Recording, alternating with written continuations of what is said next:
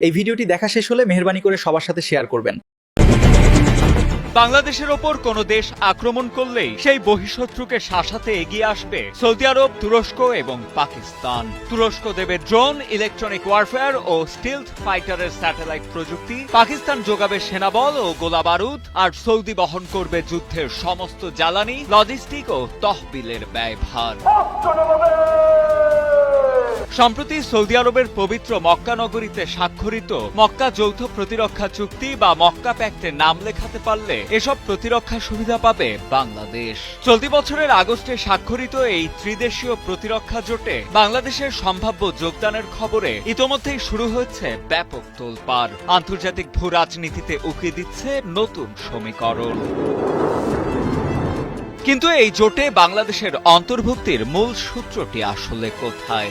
মূলত চুক্তি স্বাক্ষরের পরপরই তুর্কি পররাষ্ট্রমন্ত্রী হাকান ফিদান জানান, প্রেসিডেন্ট এরদোয়ানের দৃষ্টিভঙ্গি অনুযায়ী এই জোট কেবল 3টি দেশের মধ্যেই সীমাবদ্ধ থাকবে না। তিনি বন্ধুভাবাপন্ন রাষ্ট্রগুলোকে এই জোটের আওতায় আনার স্পষ্ট বার্তা দেন, আর পাকিস্তানও জোট সম্প্রসারণের এই নীতিতে সম্মতি জানায়। তুরস্ক ও পাকিস্তানের সেই নীতিগত অবস্থানের পর বাংলাদেশ সরকারের পক্ষ থেকে আনুষ্ঠানিক বার্তা প্রকাশ করা না হলেও ভারতীয় সংবাদ মাধ্যমে শুরু হয়েছে চুলচেরা বিশ্লেষণ।